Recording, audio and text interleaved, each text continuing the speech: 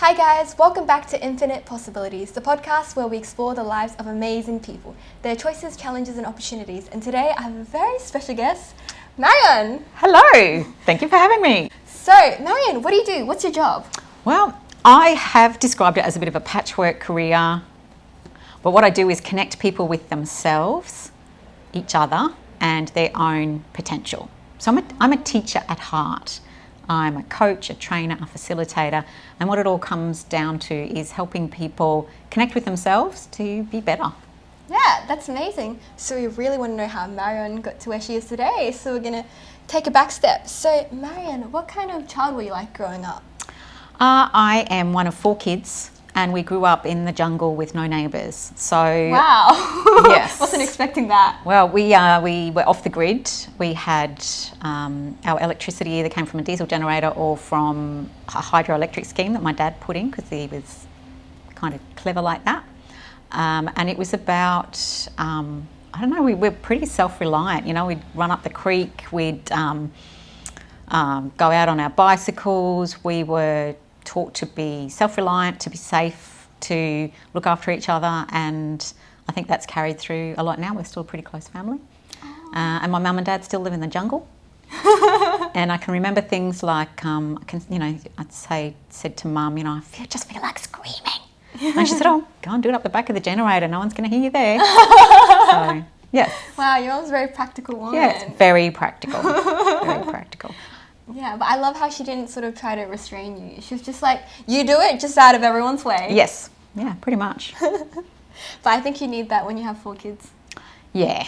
Yes. And she's a city girl who taught herself to live in the bush and to deal with snakes and to change the solenoid in the dishwasher. And, she's very, very practical, very self-reliant. Yeah.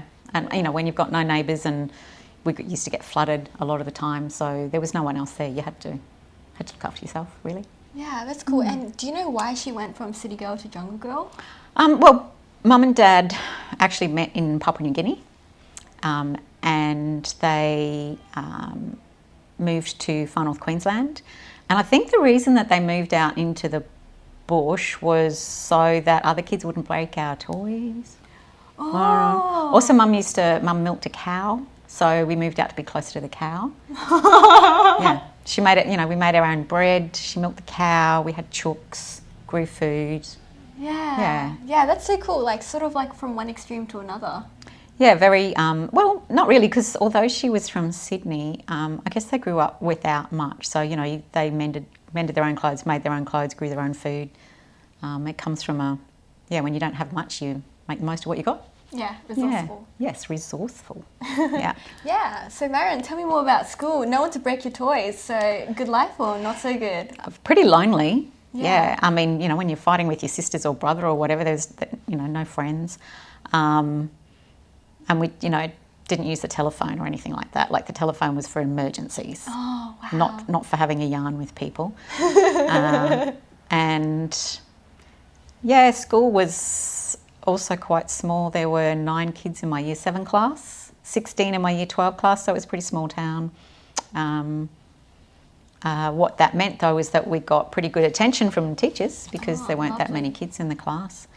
But I can remember standing there at the railway crossing on the Bruce Highway, looking at the Sunlander going south and just wanting to be on that train.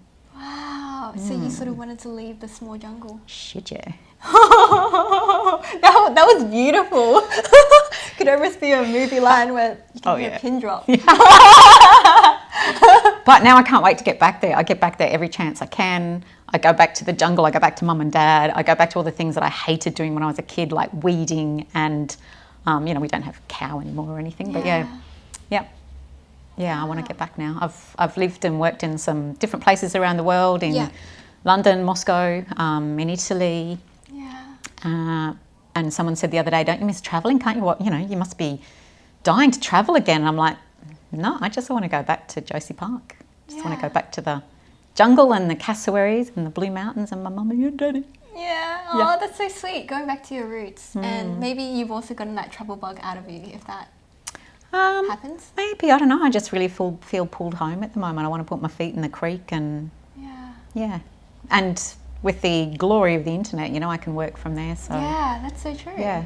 Yeah, that's cool. And tell me more about the school environment. So what kind of kid were you there? Were you like the sporty, the wild, the Giddy academic? aunt, certainly not sporty. I was known as a brain, not a compliment, and an individual, also not a compliment.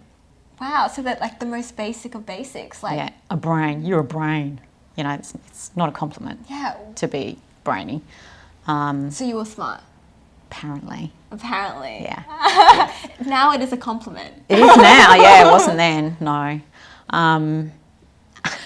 Mum and Dad still laugh about that time that Mrs. Karate called them into school because I was in trouble for reading a book under the table in the English class. I was pretty bored with the class, so I was reading this book that was so exciting I couldn't put it down.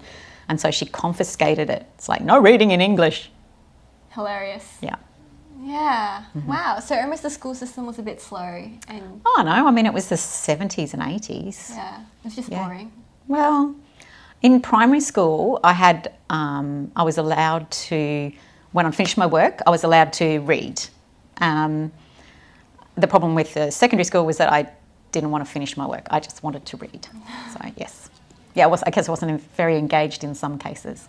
Yeah, that's cool. And so tell me about like when you were like in high school, what sort of career did you envision for yourself? / what did your parents want you to do? My parents were happy for me to do whatever I wanted to do. Mum thought it was fantastic that we had the opportunities that she didn't have when she was a kid.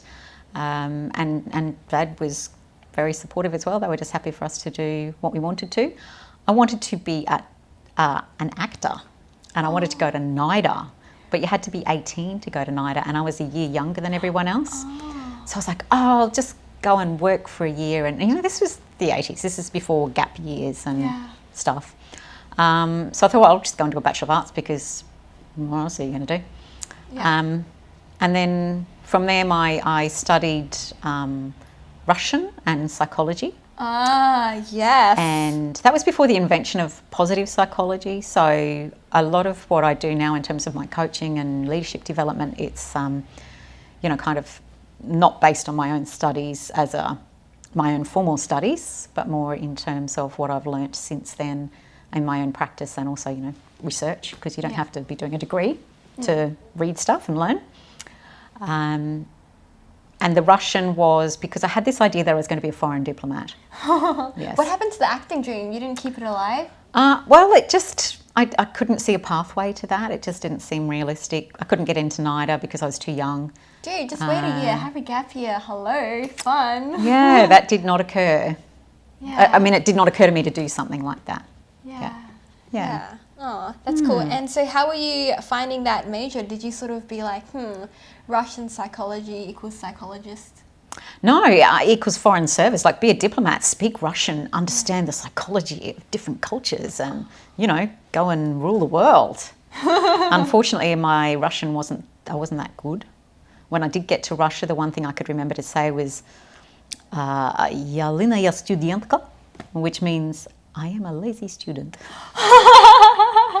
And then people in Russia wanted to practice their English, so I didn't get to practice my Russian very much. Yeah. Oh, damn. So what happened when you graduated uni? So I, you know, as you do with a Bachelor of Arts, it's about learning to learn. It's about learning to think and a broad, you know, liberal arts education, which was brilliant and very much enjoyed. Unfortunately, not really qualified for anything. So I did a teaching qualification and became a primary school teacher. And that took me to Dumaji, which is an Aboriginal community in northwest Queensland, so very remote, but not as remote as where I grew up with no neighbours, because at least in Dumaji they have neighbours. Yes. When you have so low expectations. Yes.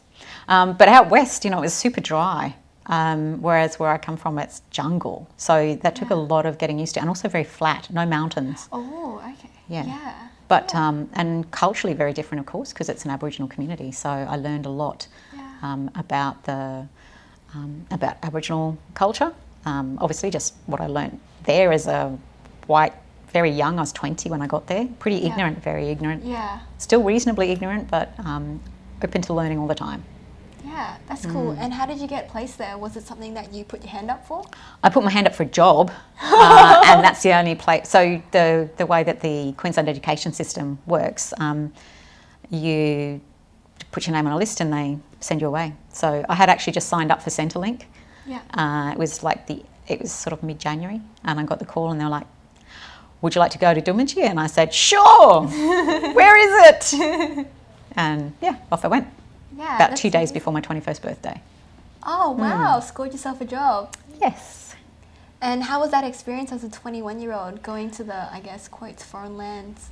Yeah, it was difficult at times because, I didn't know anyone, and I was kind of lonely sometimes, and that was before you had internet and stuff like that. And there were no libraries, so I couldn't borrow any books. Aww.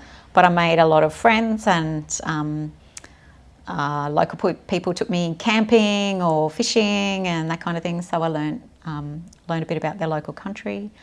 Some beautiful aunties took me out to learn about bush tucker. Yeah. And do you want to hear a story? Please. Yeah. So these lovely elder women. It was 2 aunties and myself in my ute. And they just told me, where to go. So off we went, and they'd tell me, stop, pull over here, and we'd go and have a look at stuff. And they showed me, what this plant is, what you can do with this, what that is. And then we'd jump back in and go and drive around again and learn a bit more and go here, go there. And they took me up this fence line. So it's not on a road, right? But the fence line helps you kind of navigate. Not that they needed help navigating. Up the fence line, and got bogged in the kind of dusty, sandy fence line. And these, I had no idea how to get out of it. Couldn't get out of it. And they helped me. They showed me how to get ant bed. So, like termite mounds. Yeah. It's really hard. So they did most of the work. We dug underneath the wheels, put the ant bed in there to try and get some traction on it. Yeah. That didn't work. And then they were just like, well, we're stuck. And it was starting to get dark, so might as well get comfortable. I had a swag in the back of the ute, so we pulled that out. There'd been a fire through there, I don't know, sometime before, and the roots under the ground of some trees were still smouldering. Yeah. So we dug down to them. We walked a bit where the fire hadn't gone through, got some wood that wasn't burnt yet. Yeah. And they blew on these smouldering coals and made a fire. Wow. And I had a bottle of water in the ute, and we shared that out. And I didn't have any tucker. After that, I always travelled with double the water and tins of Irish stew, amongst other things, and a can opener. Yeah. And I was just cold, so they tucked me up in my swag. And then they just sat there, and we looked and they told me stories, and we looked beautiful. at the stars, and there were, satellites. You see the satellites going over. Yeah. And after some hours, I was sort of drifting off, and they were just yarning. It was beautiful. Getting a bit hungry, and we heard a car coming, and someone was coming up the fence line looking for us, and they towed us out because nobody turned up for dinner that night. I lived alone. But I had been invited. I was supposed to be at someone else's place for dinner, and they had thank strawberries. goodness. Yeah. Oh, yeah. Well, no, they didn't come looking for me till they'd finished the strawberries. Priorities. Yeah. And they kind of went, well, when they found 3 people missing, they sort of did a bit of a triage and went, oh, well, we know where those aunties would have gone out this way, that way. And yeah, they just came and found us and took us home again. Yeah. And was that whole experience quite scary? Not at all. Not at all. These women were completely at home. They were completely calm. It's amazing. There was just like, well, there's no point trying to walk home in the dark. We'll just stay here. Someone come and get us. Yeah. The fence was there. It's not like we were lost or anything. Yeah. Yeah. Yeah, I was in extremely good true. hands. Yeah, you'd like to think that, a healthy young woman in her 20s looks after old ladies. Yes. No way. No way. Those old ladies looked after me. Absolutely. Yeah, that's cool. And how long did you stay there? 4 years. Wow, that's quite a long time. And you Yeah. were teaching like primary school kids? Yeah, like year 2, year 3. Yeah, and the class sizes were something like what you grew up with? No, a little bit. I mean, it's a little bit bigger than that, but very variable as well, depending on the weather. If Yeah. people were in town or out on outstations. Yeah, And I was fortunate enough to be able to do my master's while I was there. So I did a Master of Education in Children's Literature. Yeah. And that was pretty cool because I could concentrate. You know, it wasn't like I was going to go to the movies or anything because there was nowhere to go, nothing to do. But also everything was by post. It's not, you know, we didn't do it. You know, I would call the library and order books and they would post them to me. I would read them and post them back, and sometimes there'd be floods and things and the books would arrive a little, you know, worse for wear. Yeah. Wow, and how did you take your exams? Or just posted to you? No, I think it must have been all assignments because it was a master's, so there weren't any exams, And, you know, there's like a big thesis project, so no, I don't think there were any exams. Yeah, that's cool. And so when you were teaching, were you like, yeah, this is it, this is exactly what I want to do? Nah. I was terrified the day before we started. I was just terrified. I'm like, there's going to be all these kids in here. Yeah, because you never went for placement. You were just thrown into the deep end. Oh no, I did. I was a fully qualified teacher, and I'd done my placements and things. But I don't think I was very good at it. I hope I didn't traumatise too many kids with my shitty teaching. I don't know. Oh. I mean, I did enjoy a lot of it, but it takes a lot out of you. Teaching's really hard work. And I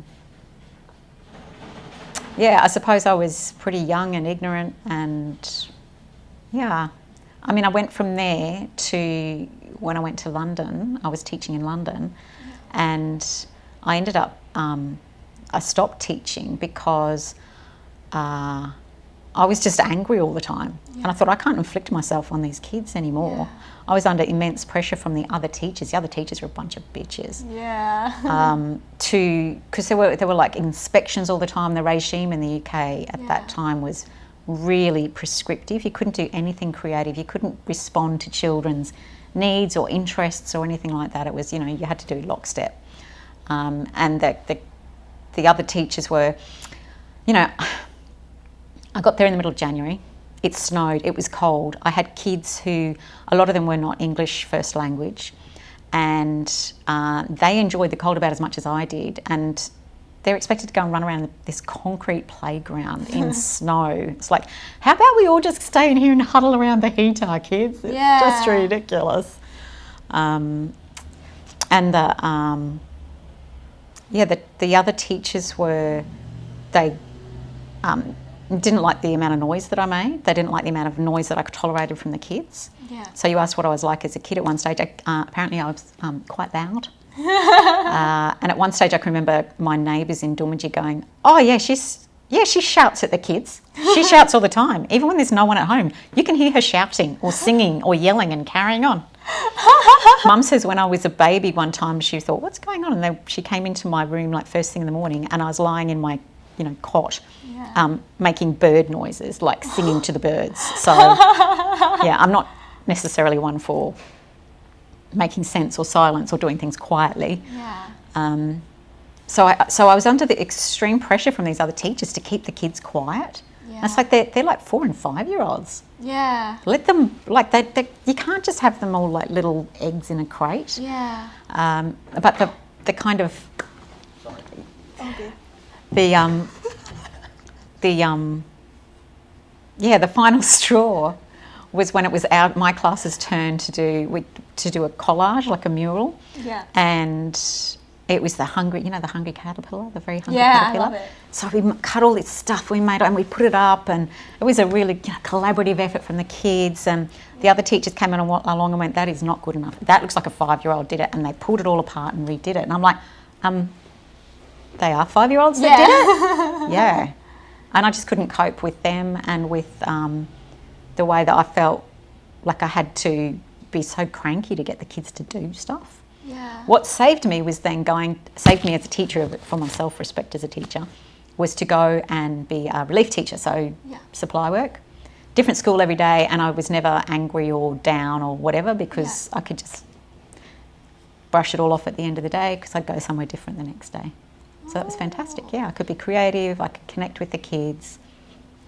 Tell me more about what does the supply worker do?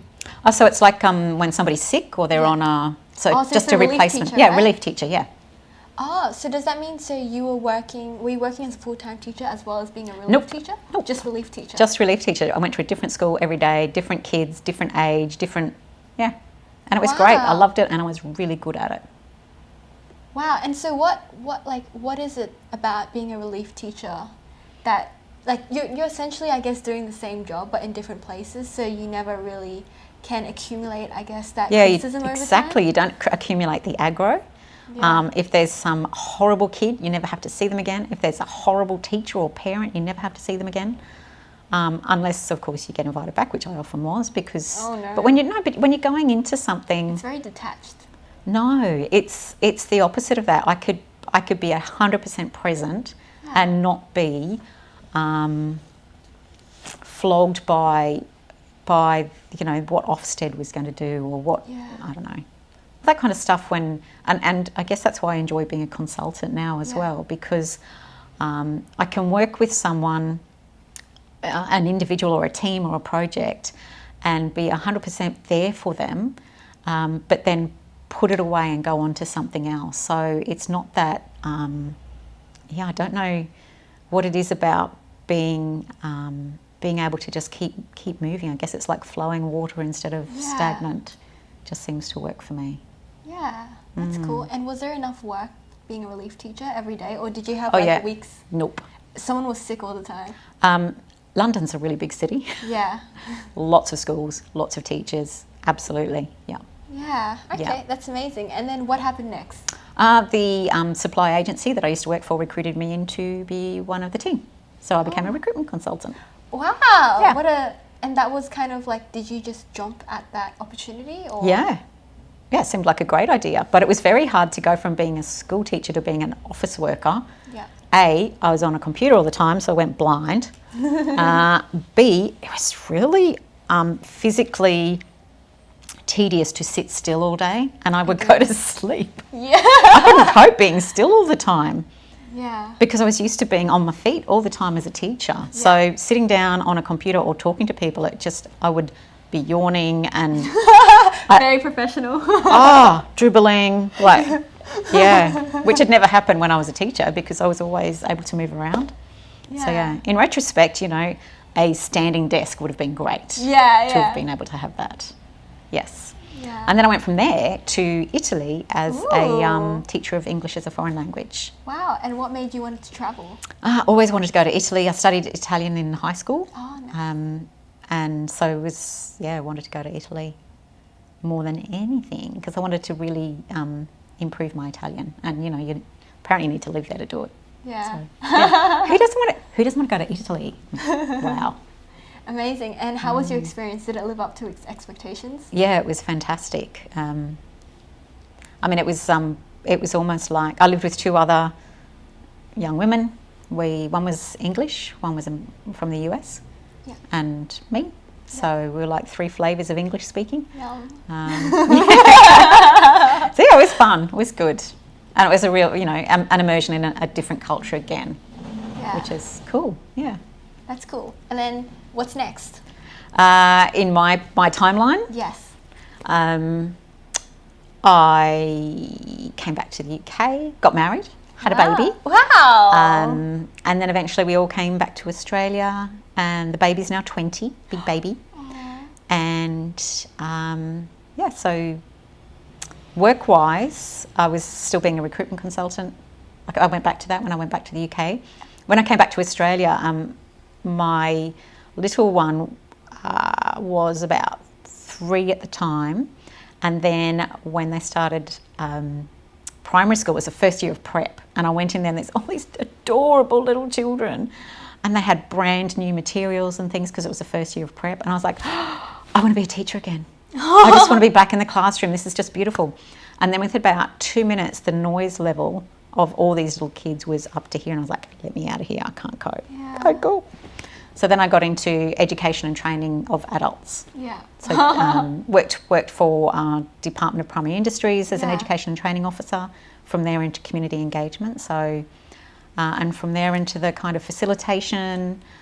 So it's been that sort of patchwork, leapfrog, whatever you want to call it, into where I am now with the facilitation, coaching and training. Yeah, and I guess it sort of combines everything. Yeah, and it combines and takes that. the little kids out. I still love little kids, just not like 30 of them at once. Yeah. I'm just too old for it. Yeah. Yeah, and I'm surprised that you said that the noise was too much because you being Because I'm the noisy one. Yeah. Yeah, I'm the noisy one. Yeah. Not the kids. Don't take my role. No, it's. I think it was just an age thing. Like I was in my, I don't know, mid-30s or something by then. So I'm just can't cope. Yeah. Okay. I'm a lot quieter now. Oh, can't tell. When I first came to Brisbane on that train, when I finally got on that train, when I was getting off, like it's a 2-day trip from Babinda to Brisbane on the train. Yeah. And when I was getting off, someone said something like, "Oh, you've got a lot of stuff," and I said, "Oh, I'm moving to Brisbane. I'm going to university." And he said, "I know, love. The whole train knows." Oh, am I loud?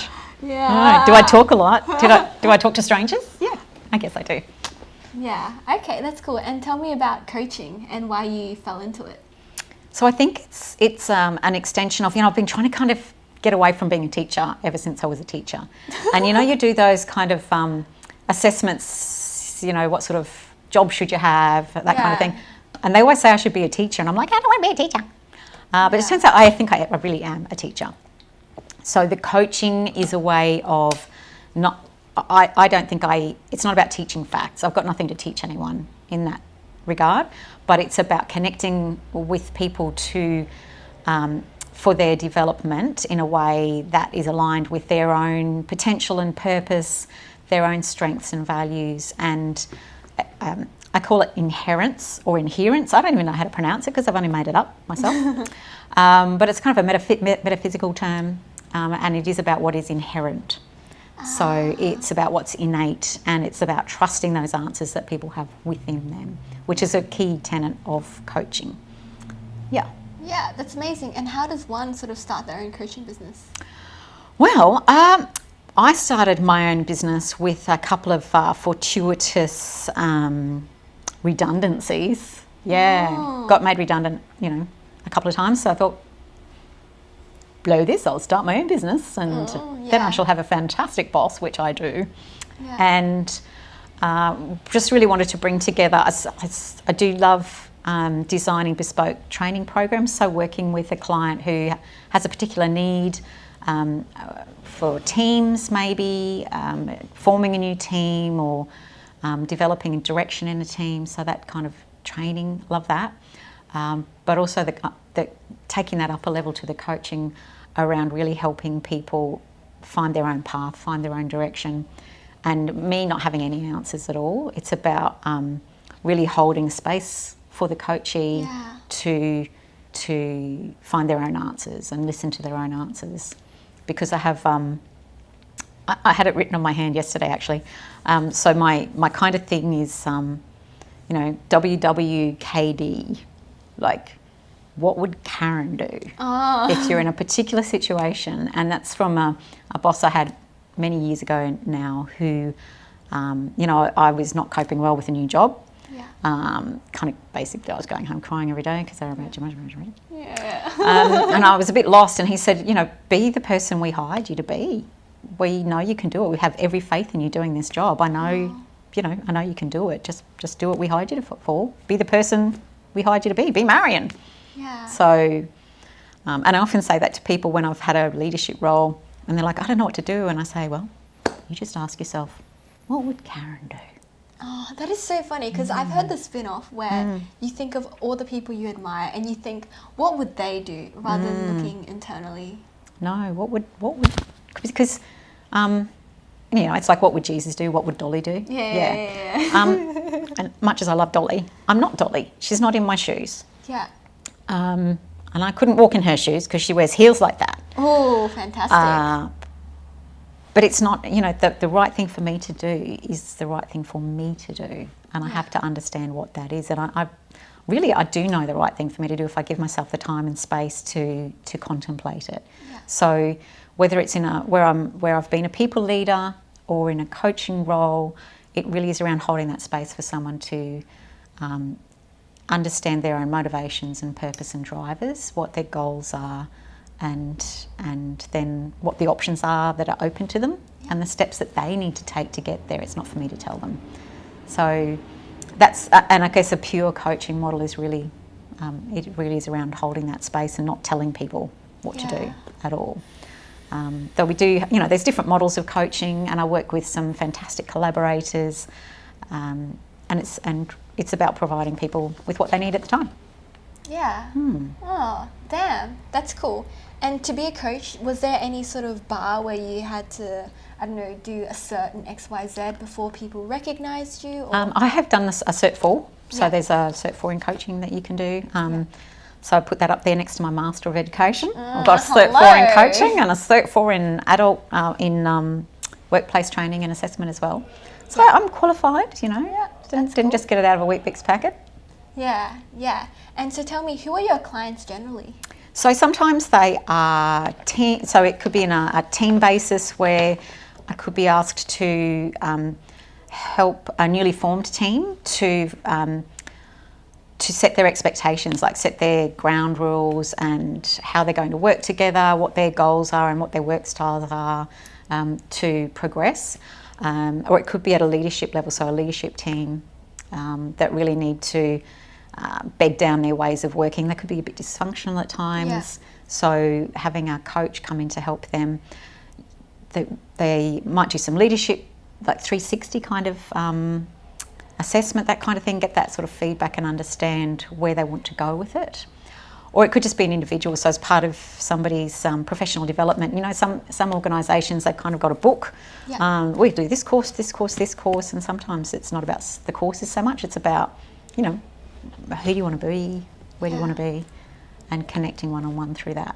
Yeah, that's cool. So it sounds like you sort of teach like the leaders at the top, also the group, and also the individual, so a little bit of everything. Yeah, a little bit of everything. And again, it's really not about me teaching anymore. It's about me helping them identify their goals and their strengths and their ways of working to reach those goals. Yeah, and what's your favourite to teach out of those three?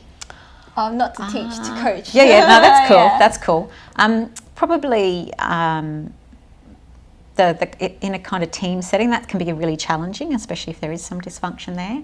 So being able to hold that space for people to really see each other and to really connect and understand and overcome differences and value each other's strengths it's beautiful.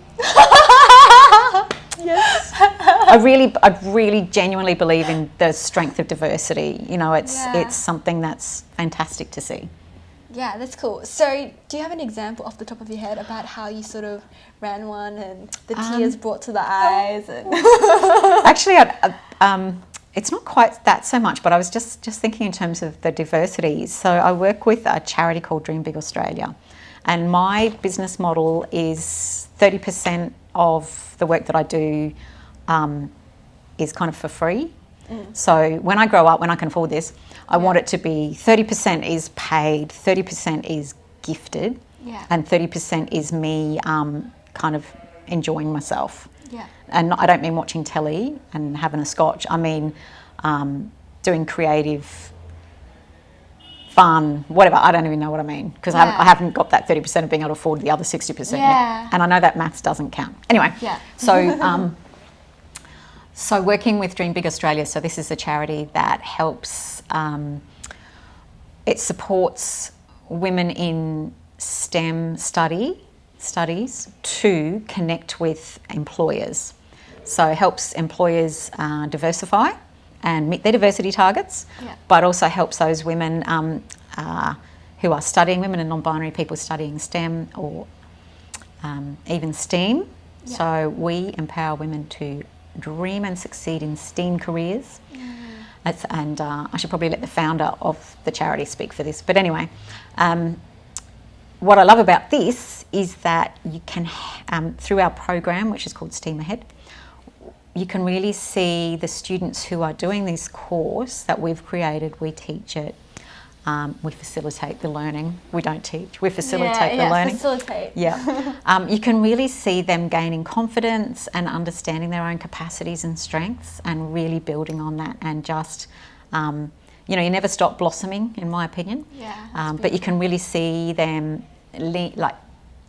leaning into it, literally leaning in, like, Yeah. because it's all online, you can see them, you know, coming Yeah. into the camera and going, wow, yeah, that's I get that, and I can do that, and I'm going to, I can engage in healthy conflict. I don't have to be scared of that. I can speak confidently if I Yeah. have these things that I can work for. So that's an example where it really lights me up Yeah. to see other people light up. Yeah, that's cool. And on the flip side, I want to know, do you have people that coach you? Oh, absolutely. I have benefited from a number of coaches and mentors. I always have at least an informal mentor circle as well. You know, like you've got to have your board of directors. And Yeah. it's particularly important for women to have people who can connect us, support us, and coach us. Yeah. And I don't have a formal coach at the moment. I guess you could say I'm between coaches. But some really fantastic, you know, even though I work for myself by myself, I collaborate with other people all the time and have some fantastic conversations that I learn from about what I could do, about who I am, about where to go next. Yeah. Yeah. Yeah. Never, even though I work alone, I'm never alone. Yeah. Oh, that's cool. And how does one build that network? Where does it come from? It comes from Talking to strangers. yeah, I know, right? So, how did we meet? Yeah. You walk into something, you go, I don't know anyone, I feel shy, I feel shame, I feel sick, I need to eat some popcorn. Yeah, which is right over. Yeah. and I would dare myself, like I would say, you are not allowed to go home until you've spoken to 2 people you don't know. And so I would go and you know, there's lots of conversation starters and things to ask people, and being genuinely interested in other people does help. People like to talk about themselves. So asking people questions, depending on what kind of, you know, what brings you here, what did you think of the speaker, you know, this is nothing original that I'm coming up with here. It's just having the chutzpah to talk to a stranger. And sometimes, you know, the worst thing is I swear too much. And I start, I'll get into a conversation and I'll be like, la, la, la, la, and then, okay, I need to go now because I've just embarrassed myself. Yeah. But yeah, so, and you connect with people. You find, you know, I think you and I have found we have a lot in common. Too much in common, actually. Kind of spooky. Yeah.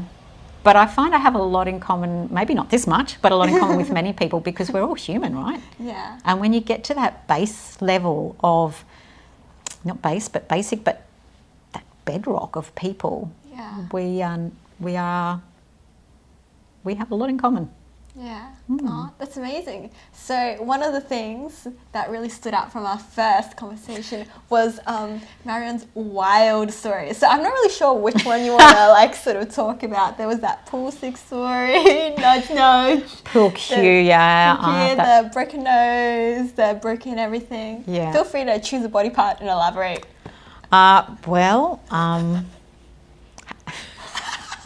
There's just so many to choose from. Like, what can I say? Maybe you can do a field test with them, like, it's still intact. Yeah, that I've broken my nose, bits of my feet, my ankles.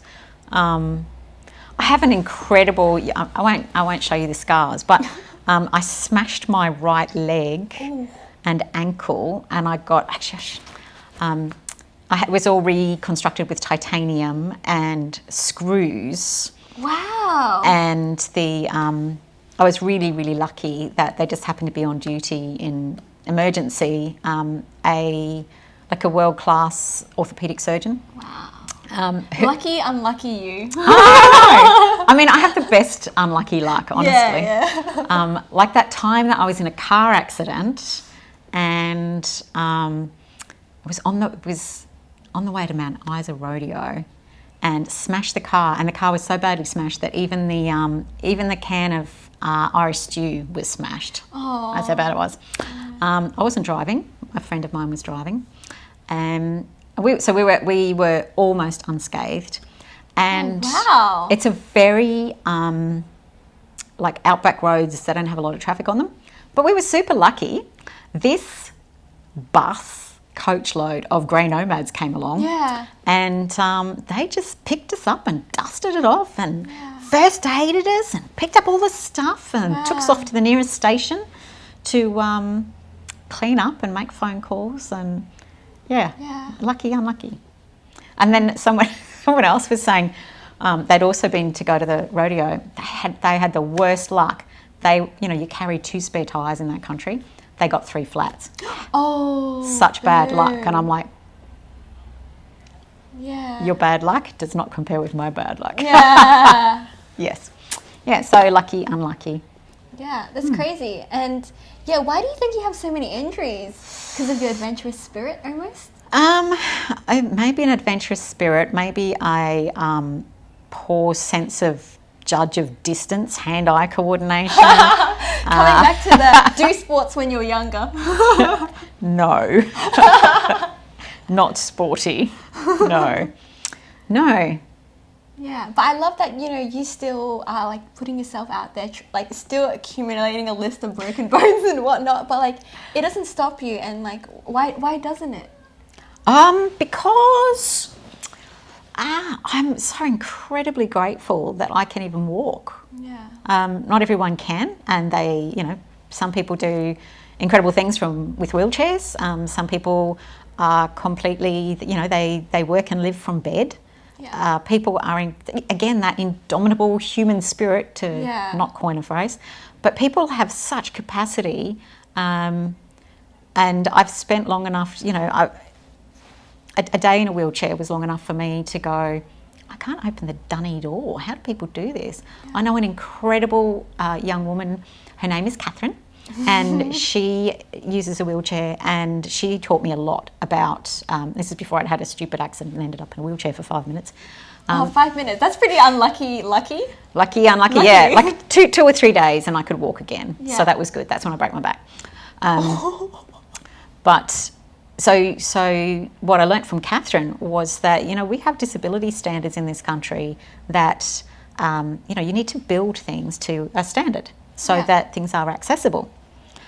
They're not.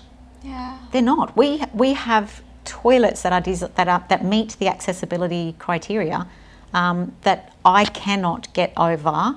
And this is even, with full use of my legs, just having a practice, I can't get over that bump. I can't get myself onto that. Yeah. So even just getting the door open, why do we not have, every time that somebody builds a new building, the door should be sliding. You shouldn't have to try and open a door that swings. Yeah.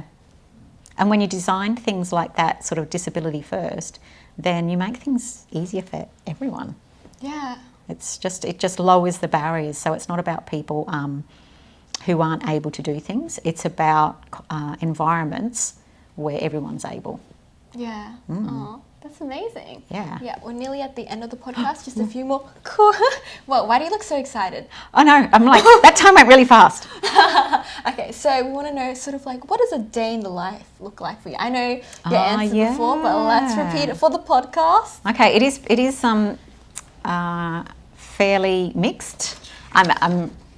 I do always start the day with a small coffee that my husband brings me in bed. Oh, that's very sweet. At whatever time he decides I should be awake. Oh, okay. And, or the dog does. So some days I might do like a meeting online. I might be tutoring or lecturing at university, where I'm lucky enough to have a part-time job as a sessional academic at QUT. Hello, QUT.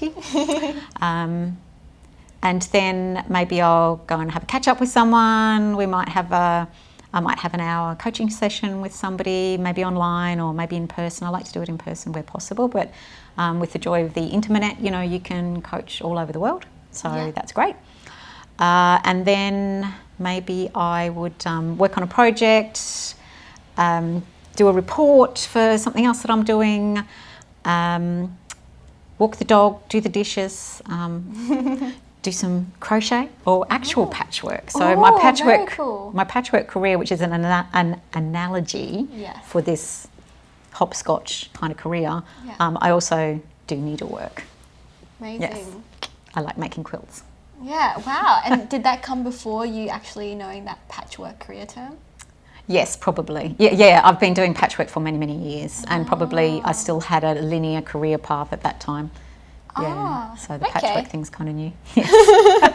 Nice. And tell me, so what do you think the meaning of life is? I think the meaning of life is other people. Oh, elaborate. So, what about other animals? Your dog? Dogs are people. Oh, true. My bad. Yeah. Well, yeah, the planet, I guess, if you want to take it to that point. But yeah, it's not. The meaning of life is not self. The meaning of life is others, whether it's the environment or family or other people or complete strangers. You don't need to be related to someone to care about them. Yeah, that's beautiful. And so, if you won the lottery tomorrow, what would you do differently about your life? I know the 30-30-30, but anything else? Yeah, that's good. That would really help the 30-30-30. Yeah. Maybe there'd be that 10% that I can finally do maths.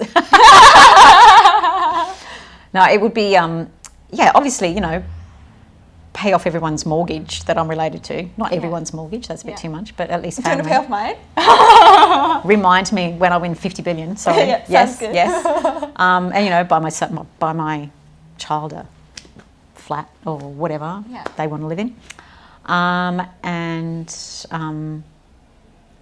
Get the dog's teeth fixed. No, I would get my crown. I need a crown. I'd get that done. A crown? Yeah, like your tooth. I need a. Is it like a silver tooth or? No, you have to get I'd get some dentistry done. I've got things that need fixed. That's expensive. Yeah. So a new smile. No, my smile's fine. It's just these ones that are about. Yeah. And I would have dead set. I would have a personal assistant. Oh. Someone just to keep me organised. Yeah. Because just the problem with the patchwork career is there's bits everywhere, and I don't keep myself terribly well organised. So someone who could keep me organised and turning up to things on time and dotting I's and crossing T's, that would be cool. Yeah, that's amazing. So we're at the end of the podcast. Want to say bye? Phew! Thanks for having me. Bye. Bye.